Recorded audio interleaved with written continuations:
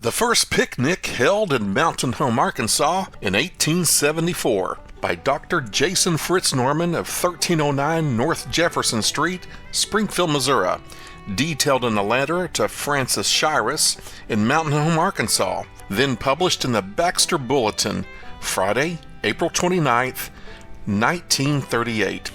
The first picnic of any note ever held in the Mountain Home area was held on July 4th, 1874 at Walt Talbert Spring under the auspices of the Farmers Granger Society. To say it was well attended would be putting it small.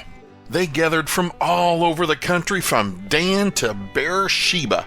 The Farmers' Grange was a new thing, and many communities had organized, and others were clamoring to get on the bandwagon.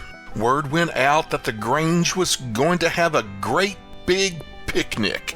And with it went the invitation to all come, and everybody wanted to see what would happen and develop. Well, we were told that several fat beef cattle would be barbecued, and we would get all the fat beef and sweet taters we could eat without money and without price.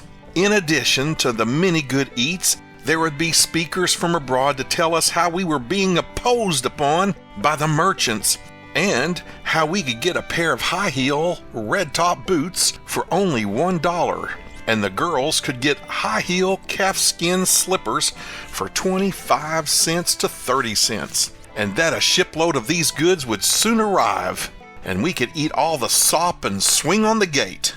Of course, all we young bucks wanted was the boots, and the girls wanted the shoes, and the old folks felt like they could afford to throw away their sassafras tea when they get a good measure of real old Rio for about $1.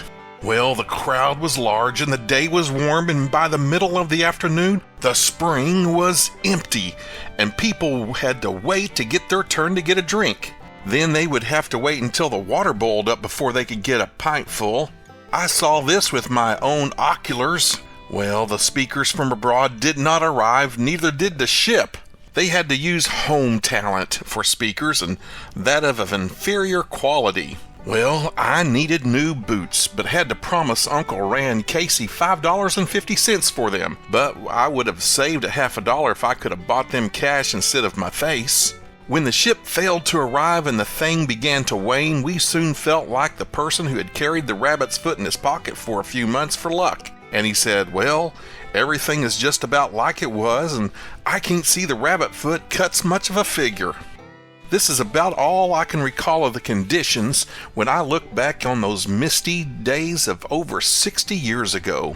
Yours in friendship fondly, Jason Fritz Norman, Springfield, Missouri. Hey, my Ozark friends, this portion of Ozarks history was sponsored by Kayaking Arkansas. I want to thank them for their sponsorship, and you can find their link down below. Go check them out, and we will see you soon. Bye-bye.